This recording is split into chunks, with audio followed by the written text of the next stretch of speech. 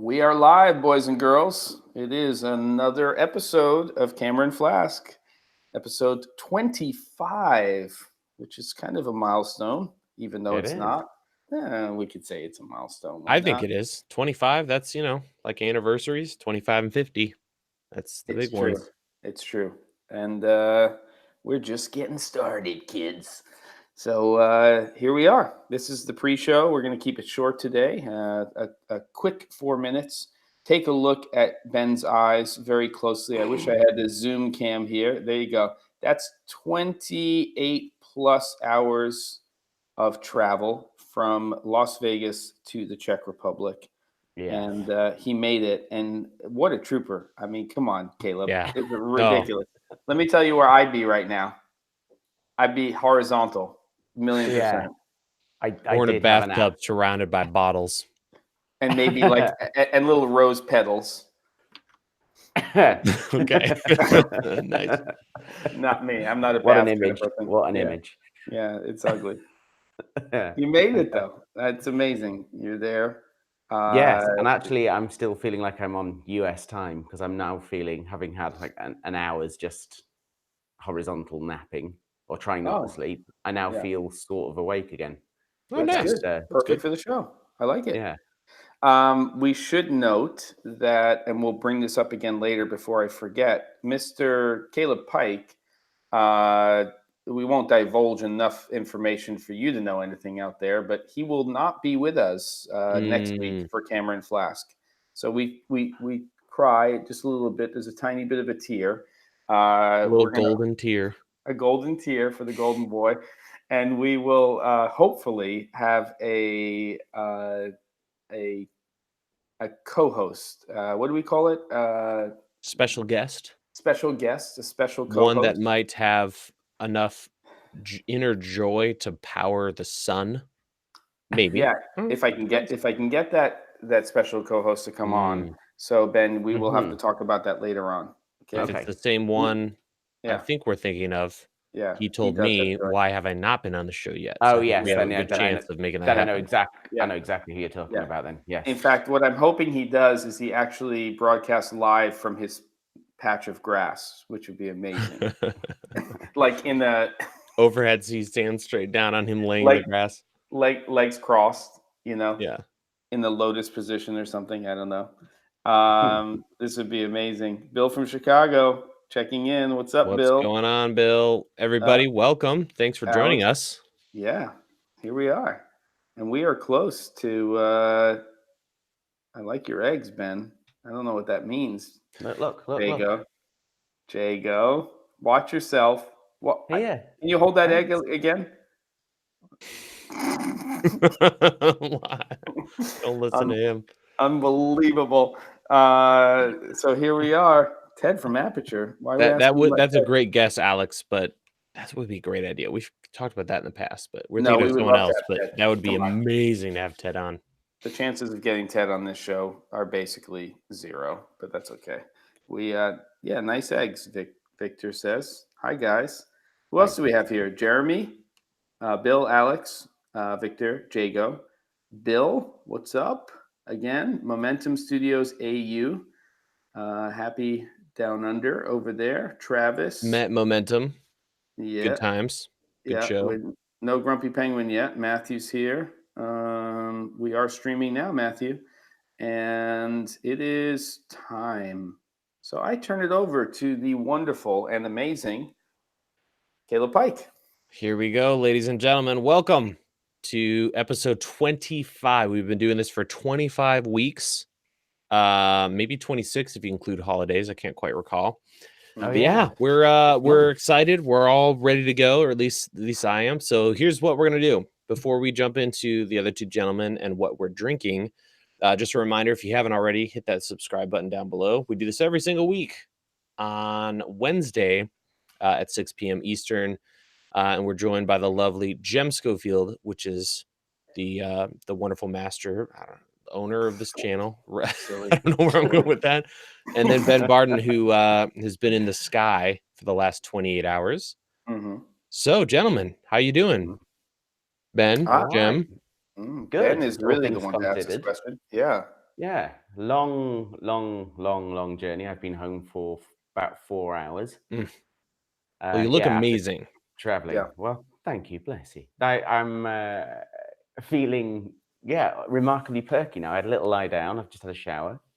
I'm a bit red because of that, and also from sunburn from being in the desert. So after NAB, I had 4 or 5 days out hiking around Joshua Tree. Just Nice. fantastic. Yeah, amazing. So nice after the chaos and mentalness of NAB. Yeah. To then just go somewhere where there's just space and some weird looking scenery. trees. Yeah, but it's beautiful. Yeah. It's a worthy little few days trip after NAB. So yeah, did that, and then I just got home, and then a day of catching up on office stuff, and then in for the Easter weekend. So kids are off already, so all good. That's great. All good. How were your two's journey to home? Jem? Short. I mean, it was Thursday. Hop on the plane, 2 hours to Portland, hour and change home.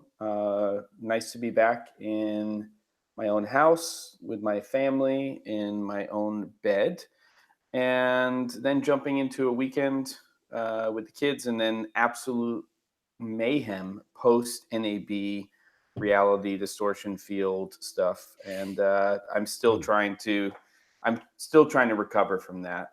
And it was just a perfect storm. But here I am with my mates and ready to drink something and chat about everything with our crew over here in the chat, and hoping more people will show up and we get this conversation going and make it one that's different than last week when we did our show from NAB. Sweet. Good to know. All right. So let's get this party started, shall we? Ben, what are we drinking this week? So this week, I've spoken about this whiskey many times, and you've been asking about a good daily driver blend. Yes. So this is from Lidl, which is kind of, I don't think you have it in the States, but it's an oldie equivalent. So oldie, I think you say they don't do booze there, but anyway, not yet. It's beer and wine. Okay, so this is a 5-year-old blend, and it's called Queen Margot, and they do a 1 year, which is not good, and obviously, but this is remarkably good, and this is in my decanter. So this was my grandfather's decanter. Nice. And sort of this is my little kind of keeping in contact with my dearly departed granddad. So I drink from this one, whatever I'm drinking the most of. So that's what I'm on today. This is super smooth. It needs nothing. Nice. Except for a gigantic ass pour. That is quite. I'd like to know how many fingers that was, but the that's nice thing about Ben thing. is with his time zone, he just gets to go straight to bed after this. Yeah, perfect. Nice. That's awesome. Good. Very nice. All right, Jem, what do we got?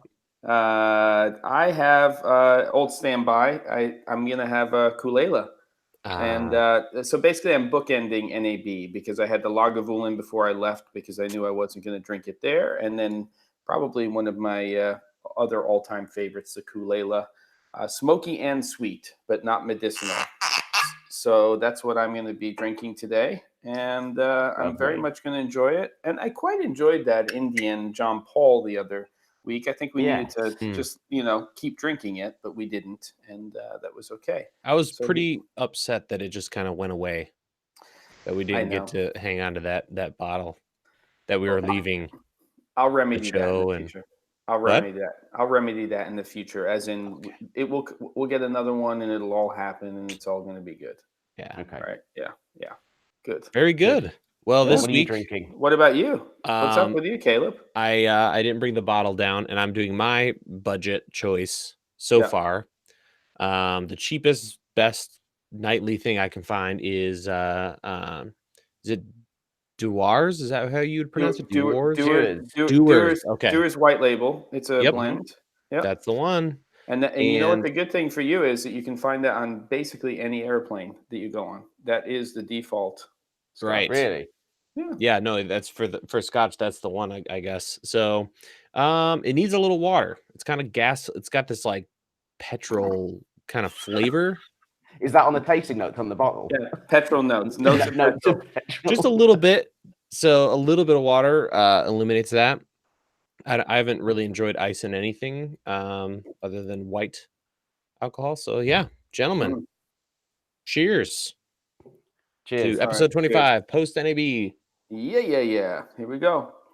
All right. And everybody in the chat, we've got some Guinness Ooh. 200th anniversary extra, excuse me, this? export stout. Don't know Very what that is. nice. Mm, I saw nice. some Zinfandel back there. Good Tom stuff. Sullivan. Okay. Yeah.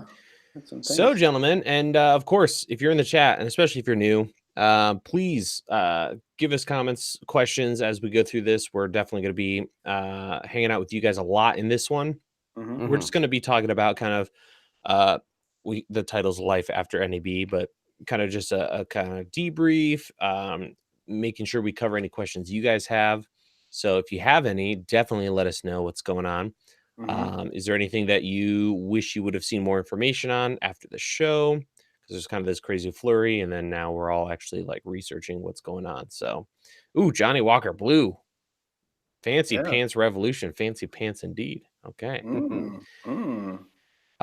So for you guys, post NAB, what does that usually look like? You get home. Is there anything you do with all of this information? Yeah. You guys Try are you to pretty set? Let me put it this way: did you do any shopping? And now that you've been to NAB in our home, is there anything you're like, okay, I'm definitely going for this, or I'm not going for this? What's up, Ben? not yet, but there's stuff that I know is coming. I think so. There's things that are on my watch list of things that I will probably order. So I think the slider that's also the monopod. Slipod by Moza. Slipod, the Slipod, that's what it's called. Mm. So the Slipod looks really interesting to me. So we'll see if that comes and what the price point is, but that is a likely purchase. And also quite a lot of that stuff from Aperture, I'm sure I'll be buying as well. So those were the two, and possibly that little time lapse camera. I would get one of those just to try out, which does. We talked about it last week, but it runs for a month or 6 weeks on 4AA batteries. Does 1080 time lapses. It's not going to be that beautiful, like perfect day and night sort of stuff. It's just for if you're charting the progress of a particular project, a construction project. And we'll see. The ones I've used in the past have been okay.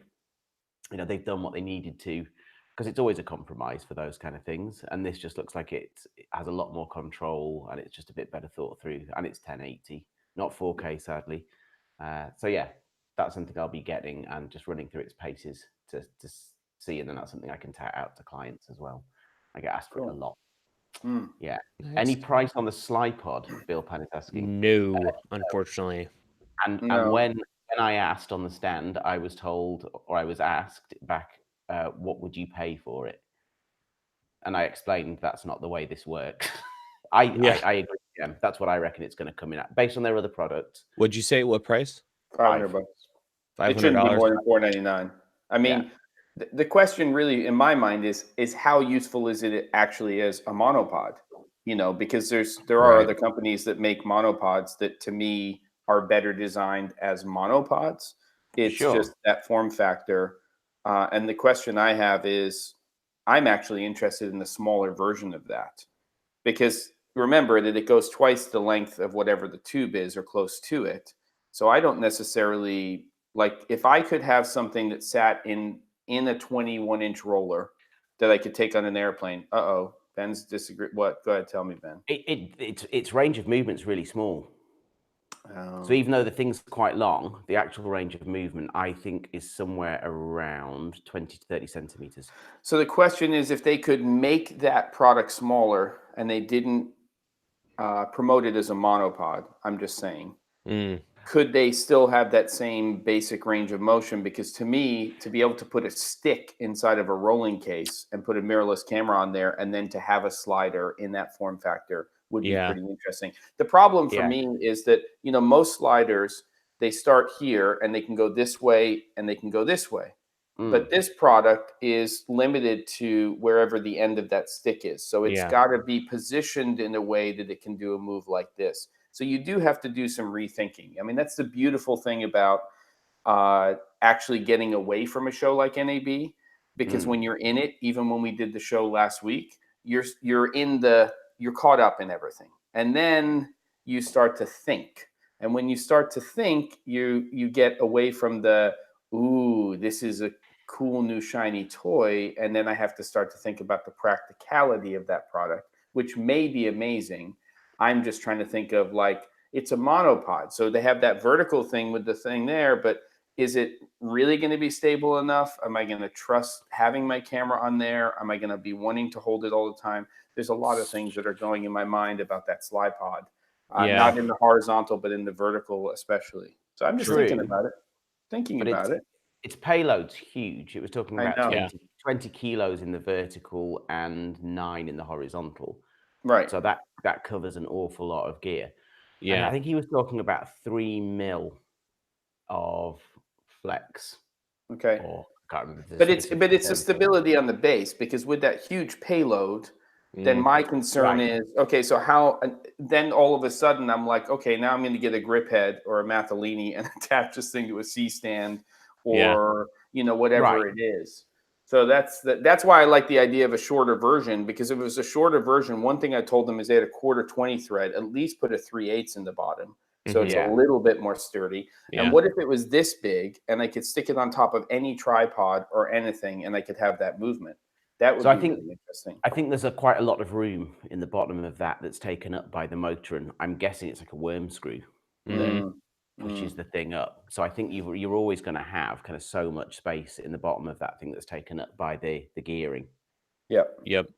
You know what was really? Oh, go ahead. I was just gonna say the two things that I'm mainly interested in. I couldn't care less about the vertical. That's nice to have, and it's cool that you can use it that way. But the main thing for me is the payload. Yeah. That's up there with like really expensive sliders, motorized sliders. Yeah. Like that's a lot of weight. Yeah. Even in the horizontal, what is it? 18 pounds. Yeah. That's a lot of weight. For something like that. And the compactness, like Jem said, not necessarily the length, although it'd be great if it was smaller. It's a stick, and that's it. Yes. Whereas a traditional motion control system, or even a slider, you got this whole thing you got to button up before you pack it. So I'd love the idea of just chucking it in the back of a car and running around. Yep, for sure. But I do understand that like you can't make it super tiny, because there needs to be, if it is a corkscrew style system, there's gonna need to be some space on either side or one side. Yeah. Right. I think we need to see it'd be interesting to keep an eye on it and see the price point where it comes. But for me, the compactness is great, because it can just sit on the back of my little bags I'm running around. And then if everything's all on an Arca system, as we've spoken about many times before, having a common system for all your tripod heads, that can just easily go straight on. And the reconfiguring is all pretty fast, but it's that compact and lightweight. I can't remember how much you said it weighed, but it was nothing. It was really like carbon fiber, and it was ridiculous. Yeah, 12 inches of movement doesn't bother me. If it's only 12 inches and the whole thing is 3 to 4 feet, which I can't remember the actual. It's smaller than that. Is it? Yeah. Okay. Yeah. Got it. Jeremy, I don't know if I'd be putting in a mirror on that thing, but I want to see that video when you do it. I'm all in, but it's just not going to be. Yeah. You get $200 for one of those fail videos. You'd be quids in. Do you know what I thought was interesting, and I brought it up on my show this morning, was we haven't talked about it, but Steadicam came out with the SteadyMate S, and it's a vest and it's an arm that attaches to gimbals, and they've designed it first to work with the Ronin S, and it's under $1,000 US for the vest and the arm. Get out of here! And it goes right into the Ronin S. Yeah, and then you're going to get that 4th axis, and that seems pretty interesting to me. I don't have a Ronin S, but the idea of being able to take a C200 and the motors in the Ronin S are strong enough, and put that onto that, you're basically talking about what, $1,700 US for a complete system that you could put a 4 axes system onto. because then you have gimbals for all 4 axes. So I think that's amazing. yeah. I think price-wise, it's amazing, and I think For the them it performance is. of it, and the Yeah. performance of it is going to be amazing. I think just thinking of it from a personal point of view, the amount of time involved in getting that rigged up, I already have a bit of a issue with that with gimbals. You don't want to buy the Tilta Ant-Man arms system, robot grasshopper setup they had there.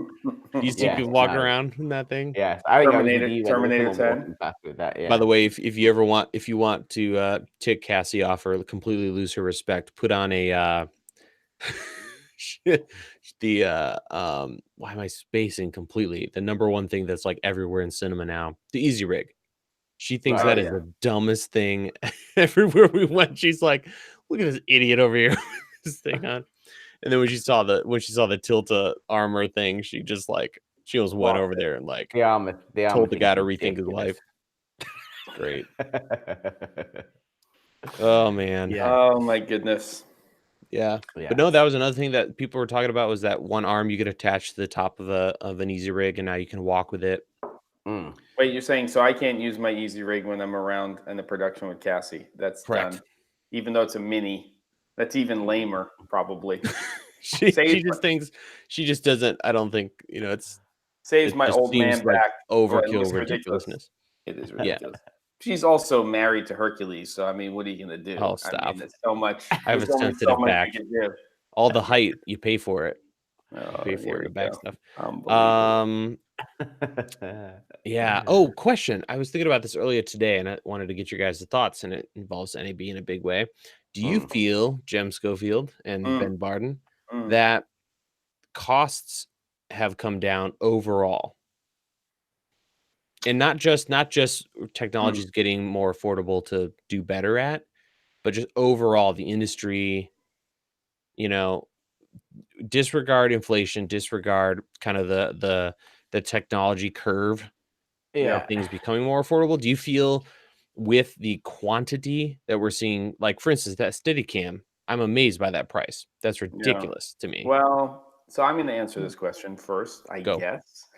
My answer to the question is, I think this has been a trend over a number of years. And what happened over the last few years is that we started to establish new price points for equipment that didn't exist before they are now, especially for lighting, and now even for glass, for lenses.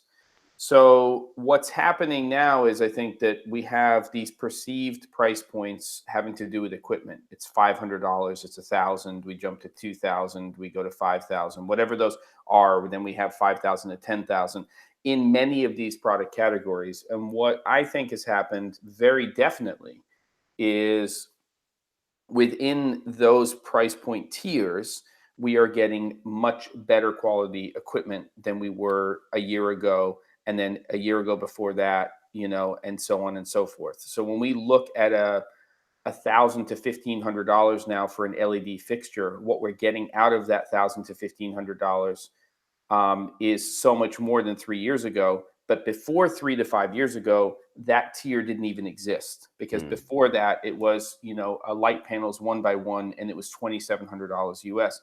Yeah. Nobody except for Cool Lights had $1,000 LED light, and the consistency of those panels wasn't great. The output wasn't great.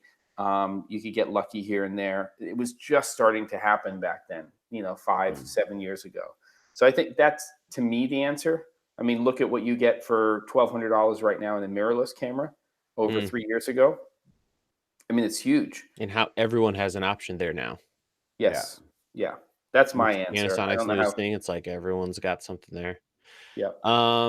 That's interesting. Like I was just thinking about, you were talking about LED lights and the cost, and I remember being envious when you way back talked about this little Alzo LED light with barn doors built on. It was tiny. Yeah. Wasn't that like $279 or something? Yeah. I mean, generation like 1 Sony. LEDs. Yeah, but I mean, you have to give Drew credit. Oh, I'm just saying, like, cost. No, I know. Like now for $279, you can pick up some output. You can buy like a 200-watt chip. I know. LED light. The original light panels on camera thing, it was a brick that weighed like 10 pounds. It was ridiculous. And the battery was a big part of that with the heatsink. Right. And it did not put out more output probably than the Lumi, barely. I mean, and there was definitely some people who were trailblazers. I mean, Drew at Alzo was a trailblazer. Absolutely. That little light was, it basically was put together with aluminum foil, like recycled plastic and whatever LEDs he could get.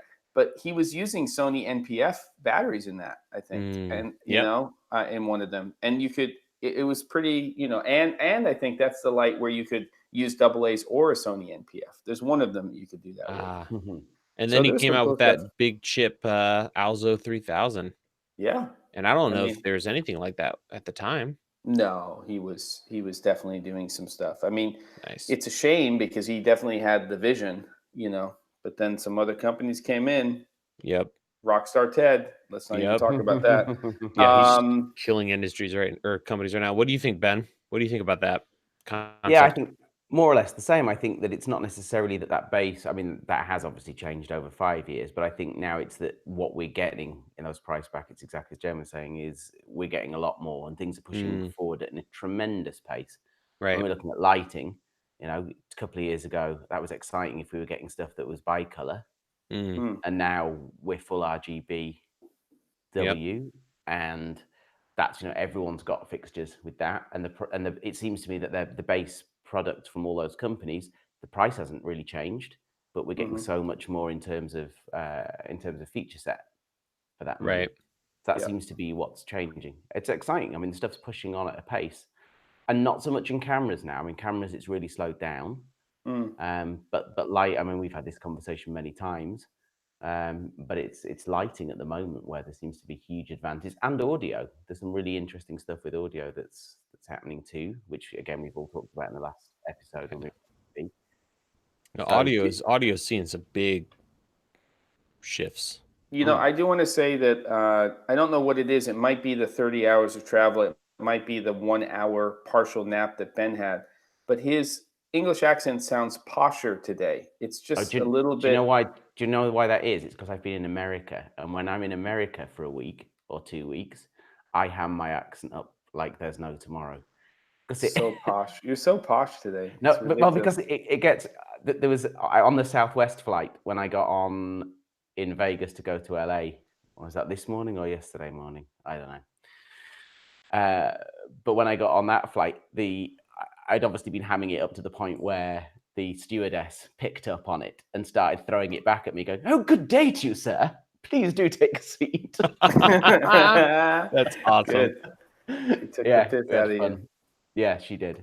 Ridiculous. Yeah, so it'll take me a little while for me to come back to my normal northernness. Good. That's funny. I noticed it though. Wooden camera is lowering prices for sure. I mean, they definitely are. Well, they have to. I mean, small rig, man. But they can. Yes. That's the beautiful thing. They're part of Creative Solutions now. They're part of a big entity. They can do things on a bigger scale. It's allowing companies like Small HD to also compete. If Atomos says we're going to come out with something for $399, then 2 weeks later, Small HD can say, "Hey, our solution's $399 as well." Yeah. So it's what you kind of have to do. Speaking of Atomos, question for you guys. I felt like their big year was last year. Just the vibe of people at the booth looking around, giveaways aside. Did you feel kind of anything like that? I did actually a little. Just there's some magic that was missing. But I think they've launched products reasonably recently. That's true. They've done a lot. Yeah.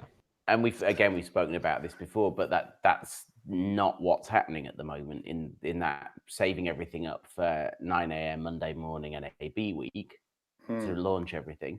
And no one's doing that. My phone used to go crazy 9 a.m. on that Monday morning, and it doesn't anymore because that's just not the trend anymore. And meanwhile, Aperture's like, let's do two. Let's do surprise secret products, multi-launches. Yeah. Well, and but theirs is interesting as well because theirs they don't launch it at the beginning of the show, and that only that new stuff. Well, the 300D Mark II, they came out with that Monday. and a lantern, and then Tuesday or Wednesday morning, Tuesday night. Yeah. You know, I think we'll have to see where things go with a company like Atomos. I think that they've got a lot of juice in them, but I'm not saying, you, I'm not saying they no, were going to no, flop, but but you it's have, just but you do something was interesting there. remember that they're now a public company, Yeah. and that can change a company, you know, and it has to. Any company that's a public company is under a completely different microscope, under much more scrutiny than a privately held company, where basically you can do what you want, whether people agree with it or not. I mean, you have to answer to your internal company and the people who are part of your board of directors and everything else. I think So there's maybe something to that, because that whole sort of stand space. Not that I was a huge amount of time around there this year, but yeah, that kind of wildness about it is maybe just toned down very slightly. But again, I think it's those products like the Ninja 5, which is a fantastic bit of kit, was not, all the buzz from that's happened a month or two back. So yeah. yeah. But I will say this, and since we're talking about a monitor company, essentially monitor recording company, I had conversations at the show, and I think that this year has a lot more products in that category. And I think that hopefully, from the conversations I had, hopefully they were not tainted by alcohol and being social and all of that kind of stuff. I think there are more than one company out there that is understanding that the weakest link is monitoring, which I keep saying over and over again. And we want to see more dynamic range, which essentially is what we're talking about in the Shogun 7, are these 360, individually lit parts of the panel. And we're seeing higher color gamuts. So that's filling 100% of P3. We'll see where that all goes. What I'm really interested in is the form factors that are 17 inches and larger. And are we going to get some solutions, even 13 inches and larger, where we're getting higher resolution along with better dynamic range and wider color gamut? So I think there's a lot more to come. And Cine Gear is not that far away, and that tends to be a pretty big launch show now. And those monitoring solutions that are, I guess, aimed towards production monitors, still even in those larger sizes, for color grading monitors, at that lower end of the market, there's very little in that space at the moment. Yeah, still. that's a When good you've got point, Ben. banders, and there's very little below that. There's kind of, BenQ have done some decent monitors at that kind of those low price points, but there's not an awful lot around in that kind of sub $1,000, or not even close to like the tech that Atomos is like doing. sub 2,000. Yeah, exactly. It's like those kind of things. So I use external recorders like the Atomos and the Blackmagic Video Assist as a scopes recorder. So between my program monitor between my graphics card and the program monitor, I throw it through that just for the scopes. Interesting. So you actually use it for the assist features. Yes. And it'll display that on your external larger setup. Yes. Well, so I have the scope just on even on the 7-inch. My scopes sit there under the monitor on the Video Assist 7-inch. And it works really well for that. And you can also change the opacity of that, so you can have the program feed underneath. That's nice. But I would love, what I'm in the market for at the moment is a decent monitor that I can grade from. And the Atomos solutions like the Sumo are pretty good for that. But that again, would be nice, I think that's an area that there just doesn't seem to be an awful lot of chatter about. There's not an awful lot of product coming into it at that lower end. For people, I'm hoping small HD. Yeah. And I think there's a lot of people that are those kind of small production houses, 1 to 2, 3, 4 people that are doing all that stuff in house. And now with Resolve becoming much more of a full-featured editor as well as just a finishing bit of software, that everyone's got the tools for that, but the monitoring solutions are still pretty pricey, really. Yeah, and you need something that we can use in production and post in those small crew situations. We need to be able to take a 17, 19-inch monitor and use it on location, in a studio environment. And then we need to be able to take it and set it up on a desk, on a table, and actually use it as a reference monitor for post. Absolutely. So let's hope that happens. Some interesting comments here. One of them has to do specifically with Atomos. And, if in 5 years, every pro camera can shoot raw video, will Atomos be still relevant? I think that is a question that we can't totally answer. I think the answer is no, unless they evolve their product line. Because nobody loves to use external recorders. We just use them so we can get more out of our camera systems because of the limitations of recording internally. I hate Yeah, If they can yeah, if they can keep surfing like the cutting edge, yeah, for instance, right now they've left, 42210-bit is years old for them. They're yeah, way beyond that. So now it's all about RAW over mhm, HDMI, over SDI, ProRes RAW, essentially bringing that hardware to cameras. So I think yeah, we're gonna have a couple years of just, why not yeah, add that option into your camera? Atomos gets you covered. You get a spec sheet bump. yeah, Yeah. But they're gonna have to keep on top of, clearly HDR is a priority for them, and who knows what's next. yeah, Yeah. Um, I And would be and, and all of those surprised. Good. all of those things like the HDR, those are the things that you will go out to an external monitor. As much as I hate using them, but you will go yeah, out to that because you are then seeing what you're getting. Um, we were using it in your workshops, Jem. When we had the slider that they have for, I can't remember yeah, what they call it, but it's the HDR system on it. And yeah, it's amazing to be able to see what we're capturing into the highlights and into the shadows and to be able to yeah. just tweak that really quickly. And that's So, just remapping, right? So the yeah, promise exactly. of the Shogun Yeah, because we're 7, not we're yeah, not seeing that. We're still squishing it. yeah, Uh, but and that is really exciting, and this big thing now, which makes using an external monitor still attractive, even given that I don't like doing it because I like to keep things compact, is it's really exciting that we're getting camera control onto those products now. Yes. Yes. yeah, the Cine 7 from Small HD, Yeah. where you're controlling your camera from a monitor. So Caleb, if you're getting better When touch we can screen, get that yeah, on an Atomos recorder and you can be right? recording and then also control from the monitor, now huge. we're talking. Yeah. Now we're And talking, and trust me, they noticed, right? They must Oh have noticed yeah. Small HD was doing it. Jeremy was all over that. Yeah. So, Caleb, I'm going to shift gears here before we get ourselves in trouble, Okay. which we inevitably will, is audio. So somebody made a comment about Mm, Deity. right. I've seen the new 2.4 gigahertz, wireless system. Right. And one of the things that I'm slightly concerned about, and I'm not saying that Rode doesn't have this problem as well, except for the wireless Go, Right. is the dual channel receiver for the Deity does seem quite large. Its Mm. physical footprint is big. What are your feelings on that? Yeah, they could have made it smaller. I think the reasoning behind it is Deity's trying to find a what's interesting is I feel like they're leaning toward pro users, but Mhm, also being approachable to right. non-pro users. So that system was designed for bag owners. So like the Yep. form factor, Yep. and all this is new to me because I'm a video guy Yep. who's been getting more and more into audio as the years have gone by.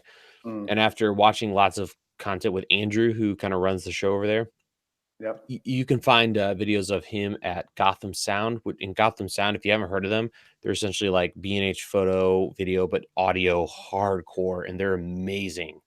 Yeah. So I've Amazing. been using them more and more. At any Yep. rate, it's designed more for bag owners. So instead of little dinky G2, G3 Sennheiser systems, they're going after something that is more usable as an audio professional. You have a Yep. larger display. Mhm. There is more room. Like it's super lightweight, which is nice. So it's really lightweight. I would say it's as light as like the Rode receiver. Got It it. looks huge and heavy, but But it's not. it's yeah, it is big though. But Um, but you look on the high end of the market and you look at Lectrosonics and right. their new transmitters are absolutely tiny. Yeah. They're expensive. I mean, Yeah. really expensive. But I have used those body packs on productions, and they're getting smaller and smaller. Right. And then, of course, the trend for Sennheiser is also to get really small. Yeah. So I was just a little surprised that even though it's a dual channel receiver, which means it's got to be more electronics, that it was physically as big as it was. Yeah. Which, I And I think part of it also is cost. I mean, what is it? $680 or something for yeah, a dual ridiculous. band, like bazillion featured. And actually today I was playing with it because my Mix Pre 3 with that wireless system sounds so noisy on my headphone Which one does? amp. The Deity Connect. Actually, I have one right here because I was about to update the firmware. But is it the old one? Because did you What? see you're saying that it's noisy? That is? Well, when I'm monitoring this on my Mix Pre 3, it sounds like butt. Yeah. But I did a bunch of recording tests, pulled it in, and it was like perfectly clean. So So I'm why is that? trying to sort it out. I have no idea. But I've been using it today, and it's insane what you can do. Like on this side, it's all USB-C rechargeable. Right. So I'm going to do a video where I build in a whole audio bag off of USB. Okay. But you have these two outputs, one for each of the transmitters, but you can control what each of these do. So if you're only using one body pack, you can have the other one be a headphone jack, a stereo mono. You can create different mixes from these different, like just endless stuff like that as you dig into the menu system. So it'll be interesting to see what they do. Yeah.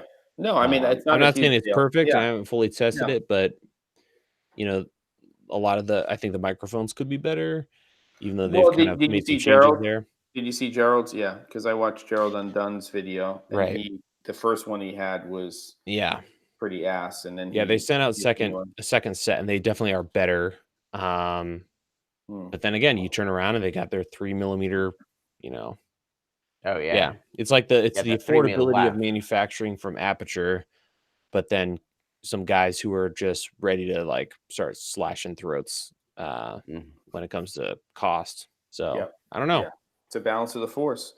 Travis said Andrew mentioned they needed the physical distance between the two RX inside the unit to avoid crosstalk and interference. That may be true. Makes And sense. that may be true. It might be true because of the 2.4 gigahertz system. Obviously, there are more compact dual channel receivers. I'm using the UWP one up there from Sony. I'm only using one channel at the moment.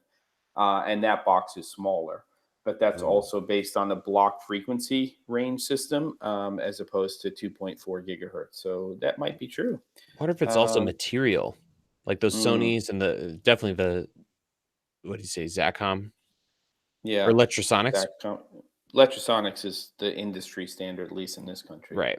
Like those are like so this is like probably aluminum. Right. And I wonder if they've got some good stuff in there in those other ones. They all always have good stuff. The good stuff, yeah. The good stuff, yeah. Oh, speaking of audio, what did you guys think of the whole F6 thing? Yeah. The raw audio.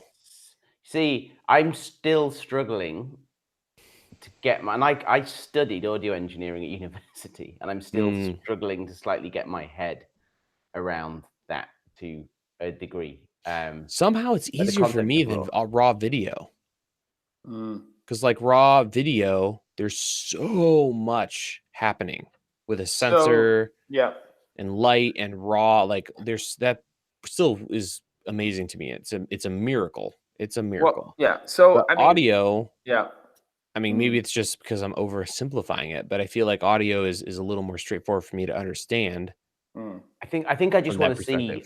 I haven't seen any demos of it, and I haven't seen how much you can extract out of that, and how much in terms of kind of signal to noise, how much preparation you can do, signal to noise ratio with raw audio. Is it compressed at all? Yeah. It doesn't really matter because the data rates are so much lower for audio. But when we went from analog to digital, one of the biggest problems with compact discs was that you're sampling audio. So it's ones and zeros. And when you're sampling that audio, how well can you reproduce that analog sound? And pretty shitty, but not horrible. Once we went online with audio, then it got really bad. I mean, if you think about early days of iTunes, MP4s, the quality of audio was just absolute dog poop. And now I guess what's happening is, you compare it to video or to picture. There's an open source standard called OpenEXR, which was developed by I think ILM, and basically you have a 0 and you have a 1, and that's the container that all of our data needs to sit inside of. Here's the floor and here's the ceiling. And when you're working with a picture, it has to stay within there. But in float, you have so much data above the ceiling and so much data below the floor, and you can pull that data in and work with it from above and below the ceiling. And I'm assuming to a certain degree, because it's also called 32-bit float, that's what you're doing with the audio. There's a lot more sampling there. There's a lot more reproduction of the frequencies and the tonal spectrum overall. Yeah. And it's just going to give you a bigger canvas to work with. Is that kind of your understanding? I get that as the concept behind it. And I think you're right, Kurt. MP3, not MP4. I'm thinking like video. Sorry. But I think the thing that I struggle with at the moment, or not struggle with, I'm struggling to or not visualize, audialize how the control will work with that. So if we have got a kind of a really messy bit of audio, that how I am going to, so the data's there, but how do I actually get the signal and lift that from the noise and the controls that we're going to use to manipulate that stuff? Because the data's there, how are we going to do it? Well, it's kind of like when you're working. Let's just say you're working in a timeline, and your timeline has a limited dynamic range and a limited color gamut. So you're in that smaller container. But instead of clipping and getting rid of everything that's outside of that smaller container you're working in, you can basically use the stuff that's outside of it and pull it into that smaller container and work with it. It doesn't mean you can't work in the bigger container. It's a hard concept to think with, because to me, what float means is that you have access to something that hasn't gone away. It's still there. And when you only have so much room in your room, it's an 8 by 8 by 8. And what can you fit inside of there? But there's stuff on the outside of those walls. And you can basically say, what parts of this do I want to use? I get all that. I think it's going to be just until you start using it, until I see the control surfaces or the control software and working out exactly how to manipulate it. Yeah. I completely understand the concept behind it. It's just that practical application of using it. It's exciting, but I just, at the moment, I still don't, because I haven't played with it yet. I don't know how it's going to. Hopefully, it'll be like ProRes RAW, where you just grab the audio gain and you just go for it, and it's just down. It's just bring it there. Back in. Yeah. Or like you don't hear anything. You turn it up 75 dB and it's perfectly clean. That's it right there. It's like you're trying to make changes in your treble and your high range and your low range. And if you were trying to do that not in 32-bit float, it's just going to get muddy, or it's just going to basically, it's like blowing out your highlights and crushing your blacks. But because you're working with this huge space, you're going to be able to do that even within your limited range, and it's not going to sound muddy. It's just, how many frequencies can you reproduce at a lower, bit depth? Not as many. It's going to be really interesting to see what that actually looks like. And I saw a demo, or not a demo. The guy said, the Zoom guy said you could, in theory, connect 6 microphones to that box, turn all the faders or the dials to 0, like as low as they'll go, or negative 64 or whatever they are, and record and have perfectly good sound. That's amazing. Well, that is amazing. Because it's pretty much the end. He said, as long as a microphone is connected and you have the correct phantom power setting, you're good to go. Really? That's amazing. Caleb, so basically this is, oh my God. So basically it's latitude for audio. It's like if you took a camera system and you completely underexpose your image. Right. and you wanted to, but then you Right. wanted to bring it back, or you didn't mean to, and Yeah. you can do that. What'll be interesting is there like a native audio level though? You know? Exactly. Mm. And I So was going to say, there's got to be a catch, but everyone's tripping. It's like the first time anyone ever heard of raw video. They're like, well, you can do anything. right. Yeah. So Actually, exactly. So you got to get it kind of right in the first place. Wait, look Right. at this. Oh, here we go. Kirk's too smart. Thanks for the MP3 slap on the wrist, by the way. I'm going to read this. I needed it. Sometimes you need to. So bit depth is what decides the dynamic range of an audio file. So 32-bit floating is 24-bit recording with 8 extra bits for volume. 32-bit floating gives you more headroom. 32-bit floating point audio files have a theoretical dynamic range of up to around 1,680 dB. Compare that with the 144 dB available from 24-bit recordings. Kirk, Wow. you don't have to apologize. Kirk, you're the best. You're giving. Yeah, that's great. Can you be on the show next week, Thank Kirk? you. You're bringing us knowledge. You know who we ought to have on the show at some point to talk about this is Curtis No. Judd.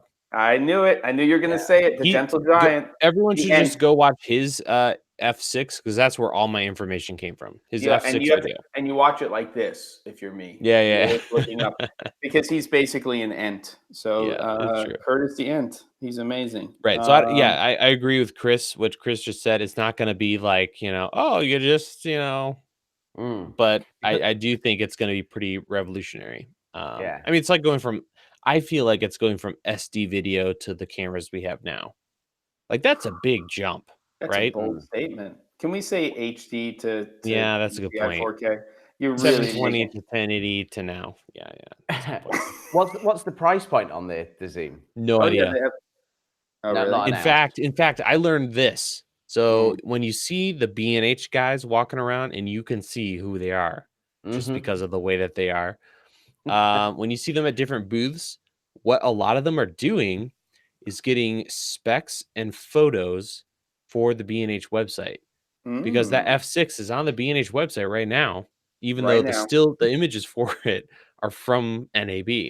Yes, that's amazing. So they're like essentially like, let's get a page up quickly so people will like. I've noticed that keep with other visiting the products page as well. Do you know that they when the Wireless Go went live, they were up before Rode even announced it, and I saw it and I said something and I was like, I don't see Rode saying anything about this, so I retracted my tweet.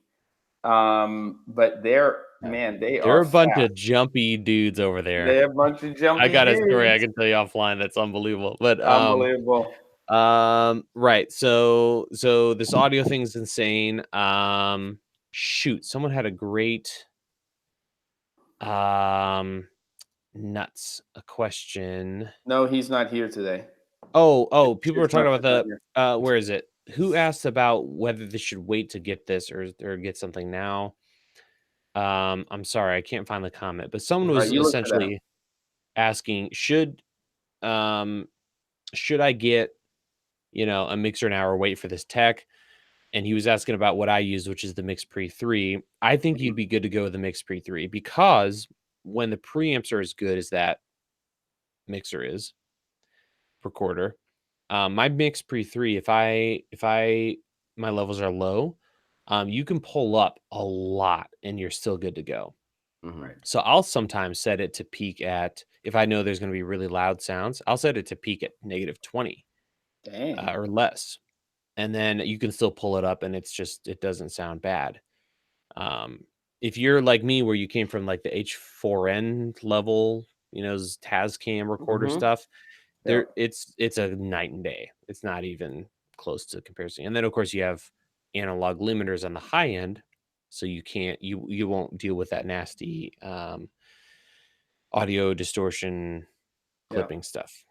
Cool. So there's that. I like it. Well, there you go. We went nuts on that whole audio thing, and we're already at 5:50. We don't talk about audio as much. No, so I really enjoyed that I conversation. That was great. Good. What should we cover? Anything else before the show ends that we definitely need to talk about?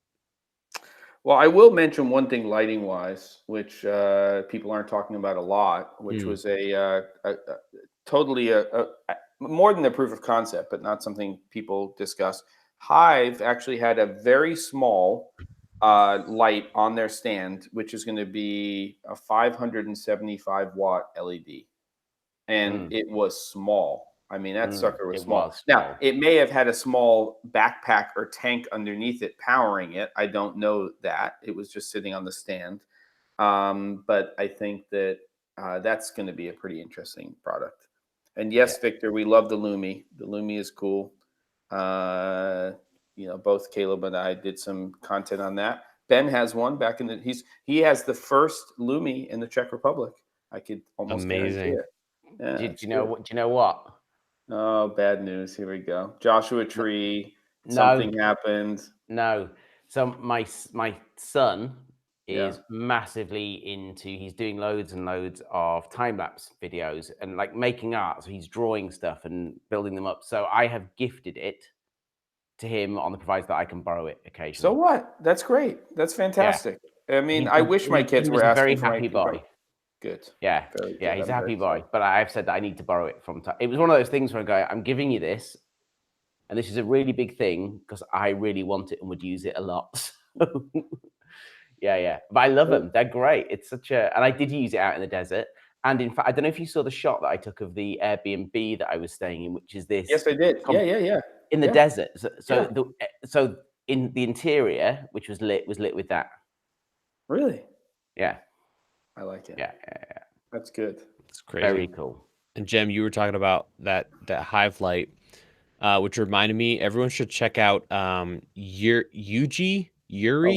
Holy mother, 1350, and it's a 900 to 1500 watt. What are these things? So this company, I discovered through, I don't even want to talk about it. It's ridiculous, the level of nerdiness, but there's a company out there. I don't know if Jem can share that or not, since I can't share in the chat links.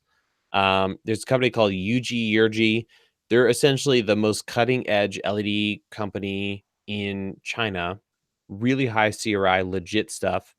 And if you see it on their store, like I just got an email last week about this particular COB chip. Yeah. Then it's something you can expect to be in fixtures in the next 3 years or so. So it's been interesting watching this company do. You can sign up for their email and see the stuff come out. And they just announced a 1500 watt COB chip. Wow. 95 CRI, which I'm sorry, Caleb. Yeah. The link you sent me was 296 characters. So, so which is so I had to bitly it. So I just thank you. I just did. I mean, it wouldn't even let me paste it because it only gives you 200, and so I was almost 100 over. So now I've actually done that. So that's amazing. 1500 watts, and when you consider what the Aperture 300D is putting out, take the crazy. That's like 5 times. What, 6 300Ds put together? Yeah. And it's the size of a 72 millimeter filter. Yeah. Now you'll have to connect like a house filled with water to it. Yeah. Or something. But the point is, like, things are about to get a whole nother level. They're about to get lit. Is that what you're about to say? Exactly. Amazing. But if you think back, like 5-10 years, that kind of power output in terms of the heat generated, we were well used to that with tungsten fixtures. Yes, we were. Right, but the problem is LEDs and heat hate each other. They hate tungsten. Loves it. Tungsten's like, bring on the heat. Okay. But to keep it cool, that's going to be tricky. But they'll figure it out. They're getting more and more efficient with their power supplies. Yes, they are. They are getting better. Yeah, these are the little. Anything else, Captain Lumi? Lumi. Apparently, if you press all 3 buttons together, they start flashing, or you have to do it a few times. Lenny really? Out this afternoon, yeah. And then you go to the matrix. Exactly. Then you go to the matrix. My fingers are too big and. You see, just think how the talk of Vegas you'd have been if you managed to figure this out last week when you were wearing them out and about. That's right. At our raves. At our huge rave parties that we were going to parties. Let's not even talk about the duds of parties this year. Oh gosh. Oh my God. Unbelievable. There were some one in particular great one, and Yes. some.